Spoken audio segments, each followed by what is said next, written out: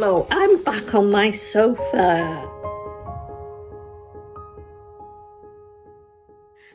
So what I'm doing today is talking about making a pattern, a knitting pattern. And I've been doing a lot of research and actually typing. I've got a stitch guide there and various other bits, you know, like your gauge, the suggested needles, the notions,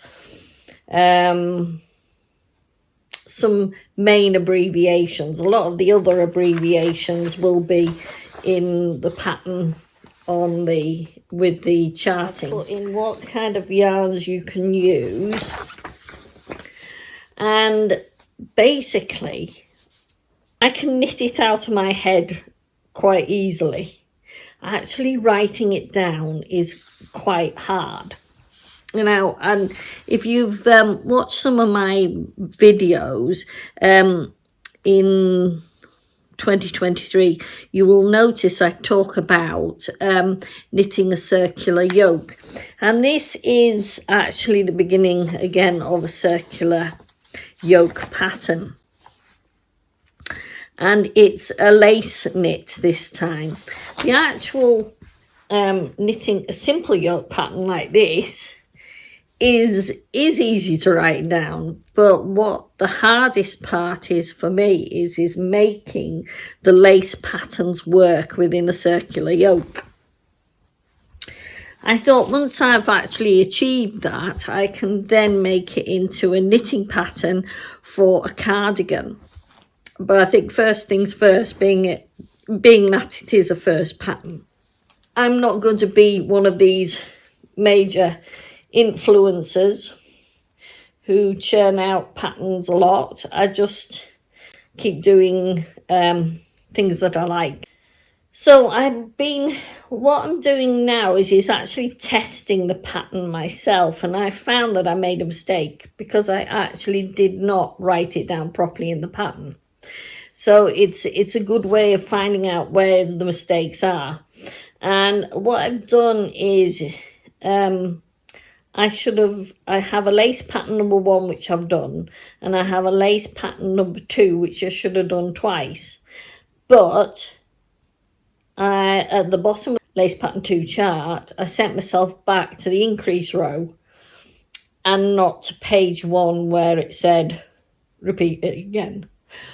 So what I'm going to do is alter the pattern, so where it says repeat it again is at the bottom of lace pattern 2. But saying that, I thought, well, I'll go with it. It might be something that I can incorporate into the pattern, that you can just do the pattern repeat once and then go straight into the increase, but earlier on, and just see if it's a good fit. So now what I'm doing is knitting down to the where we split for the sleeves. That's important because that's the next bit on my pattern. I have a box already written up describing how I will split for the sleeves. The other thing I found very challenging was the grading. However, I've been grading for my own work for a long time. I have an Excel spreadsheet where I insert all my own particular measurements, and from there it develops how many yards I need, how many ounces I need, and what stitches I need to cast on in a general basis. So grading has been quite a challenge. So I went on to a few different websites, and I also used my stitch and bitch calculator, which I got that in this little book here. And at the back of the book, it gives you a size guide. Oh yes, I just needed to go a bit further back. So it kind of gives you a bit of a size guide in here. So I used some of that to help me to put together the size guide. But I also went to other websites to try and be size inclusive from extra small up to 3 times extra large, which I think everybody has a different way of calling these things. I think that is a size, let me see what it says on my pattern. Yeah, an extra small is size 1, and and the 3 extra large is size 7. Now I know you can go even higher than that, size 8, 9, whatever. But I thought I'll just do that for now, because this is quite challenging enough as it is. So therefore I had to work out how many stitches each size would need for casting on, how much they would need when they got to this point here to split for the sleeves and the body, how many inches that they needed to knit, inches. And then also the other thing is I like to work in inches, but to be fair, there are people that like to work in centimeters. So I've had to make sure that the centimeters and the inches are the equivalent for each size. The other thing is the abbreviations. Now, as an older knitter, I have been able to knit older patterns for a long time. I think what they're saying now is a lot of the influencers have modernized it so that people can understand a knitting pattern. I have to say that's okay, but there are sometimes in a lace pattern, for instance, when you have to, when you're sort of incorporating it into a circular yoke, that you may have to end the row with a slip stitch, which it can't be an SSK, which is slip, slip, knit. In other words, slip 2 stitches, put your needle through the back loop and knit them together. It doesn't work that way. If you've started at the beginning of the row with a knit 2 together, it all needs to match up. So you might have to put slip 1,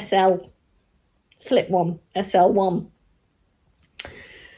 the knit 2 together. Well, then you've already done that bit. So then you put a PSSO, which means pass slip stitch over. That's the old way. That's the old way that we used to write in patterns. Now we talk about SSK, which is slip 1, knit 1, pass slip stitch over for the older knitters. For SSSK, which is knit 3 together, you do, the old way was slip 1, knit 2 together and pass the slip stitch over. And you know, to be perfectly honest, I enjoy that more than the knitting 3 stitches together. So occasionally I will do that anyway. I will revert to my old way of doing things, but I don't really enjoy the new way. I enjoyed the older way. But when you're knitting patterns for, shall we say, modern patterns, then you've got to take that into consideration. People's knowledge of abbreviations are changing now. So I've had to take that into account. So I found that quite challenging, and it's taken longer than I thought it would. I've had to knit the yoke two or three times to make sure that I've done the pattern right, and I think I finally got there now, other than missing out a repeat and increasing a bit too early. So I'm now going to work down to the split for the sleeves and then work down the body, because my next kind of challenge is to make sure that the body lace pattern works, because I haven't tested that out yet. So pattern isn't going to be out just yet. And before I can put the pattern out onto the market, so to speak, I really need it to be test knitted. But my first priority, even before having it test knitted, is to send it to a tech editor to make sure that my calculations are correct. I mean, I've looked at this pattern now again and again and again, and although I know it, even I know that sometimes I've written things down incorrectly and I've had to change them again. It really isn't the same as actually knitting from your head. I think this is why I have avoided trying to write a pattern. I have written a pattern in the past for a scarf, for a hat, and for a couple of baby jackets. That was years ago though, so I'm a bit out of practice. So I'm knitting away, getting myself down to the split so that I can test out the body shaping, making sure the shaping and the stitch counts for the sleeves and the body are okay. I'm doing it in my size. I had to jig the whole pattern again to fit in all the lace patterns, because my size is perfectly okay and there was no problem with it. But if I wanted to do a 3XL, which I did try, I realised that the stitch count for the lace pattern was wrong. It was out by about 10 stitches.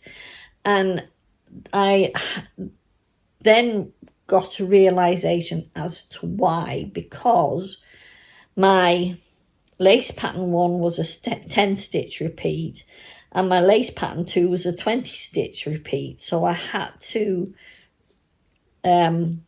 go by the lace pattern 2, the 20 stitch repeat, to work out what stitches I cast on to be able to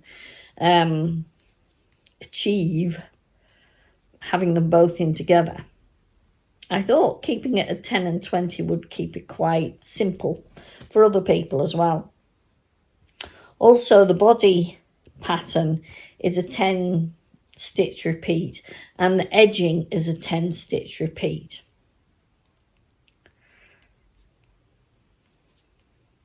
But the other thing about the body lace pattern is it can be extended by 5 stitches halfway through the pattern, because it's a smaller stitch pattern. So yeah, that's been challenging. So that's got to be checked out. And what I wanted to do was give various ideas for the sleeve. For a kind of a summer tea, you would have, I would like just to have a small cap sleeve. So that's included in the pattern. But also, I thought what would be nice was you could do any length you like, plain sleeve with just a plain garter border. Or you could do a longer version. I put in the pattern the places where you can extend the length or even decrease the length. Also, what I would like to do with as an option for the sleeve is give you the lace, a little lace in the lower half of the sleeve, say from the elbow downwards, and probably flare it out a bit. So I've given an option like that as well. Or you can decrease it. So you can do either way. You can decrease it so it becomes a bit more narrower to the wrist, or even longer if you want a long version, which I think many people do, but it's not winter. In the summer, you may just only want a 3/4. I quite like a 3/4. So I wanted to give options. So I've done that. So I'm going to have to knit that to make sure that that is viable. It's going to be okay. So I've been working away at that last week and thinking to myself, this isn't going to be out anytime soon. So tech editor has to make sure that she likes what I've put together, that all my calculations, everything fits. I dare say I'll probably have to readjust again.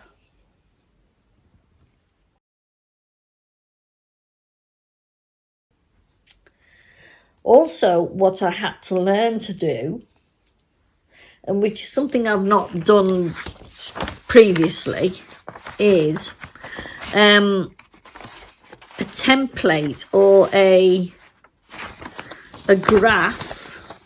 What do they call it? The schematic they call it, for the actual body. So I've had to do a schematic, which I had to learn to do using a piece of software, a free piece of software. And what that free piece of software also did was enable me to design the text for the heading, the name of the pattern. I've already knitted one of these tops up, and this is what the pattern came from. It's the wrong way around, really. I think you should really write up the pattern first and then test it by knitting. This I am learning. I want to write the pattern first, design it and write it, and then knit it to make sure that it's going to work. I have knitted the style of jumper I want to do before, but I think it would be worth doing it that way after the problems I've experienced doing this. So once I get the pattern back from the tech editor, my next thing to do really is send it out for test knitting and open it up to people who want to use all sorts of different yarns, not just special yarns, and give some ideas of the yarns I'd like people to use.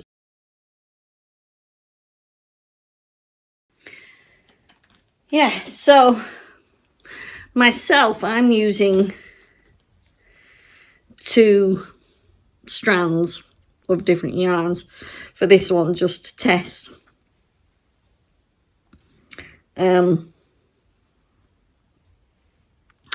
Knit it myself. So I've got a strand of the blue cotton, and I've got a strand of the plummy coloured polyester. So it's polyester cotton, this one, at the moment.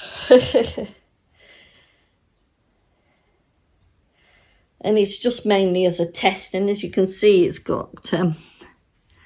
quite interesting on the back, and quite interesting on the front.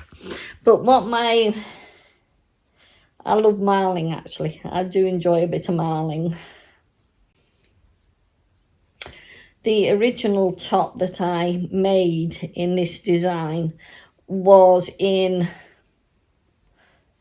cotton, 2 strands of crimson, I think it was, that I made last year. I actually crocheted some of the edging on that as well, so I might put a little bit of I might put a little extra bit on the pattern to show what stitches I use for crocheting around the sleeve edging and the neck edging, but you will not require crochet for the bottom edging. That again has to be tested when I get down to the bottom edge. I once made a chenille jacket in a lovely lilac colour.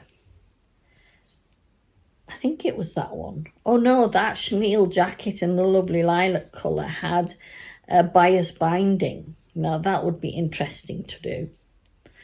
Again, in some of the nice wools there are around these days. I mean, I'm talking years and years ago.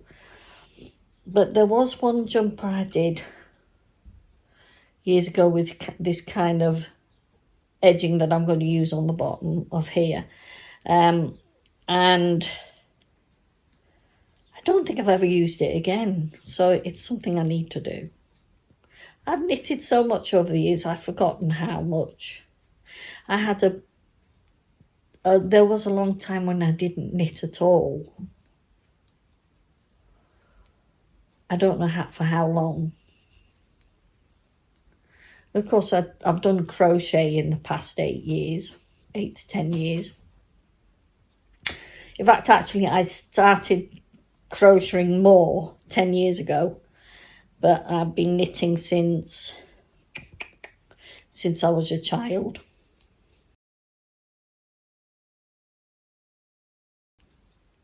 So going back to the pattern, I need to finish this off, make sure that it fits with the pattern, that all the shaping and everything else works. The other thing I wanted to mention was I've made the pattern so that it's for a 4.5mm needle, which means that it'll be very, with double knitting, and it's a double knitting yarn that you would use, it would make it quite drapey, which is what you'd want for a summer top.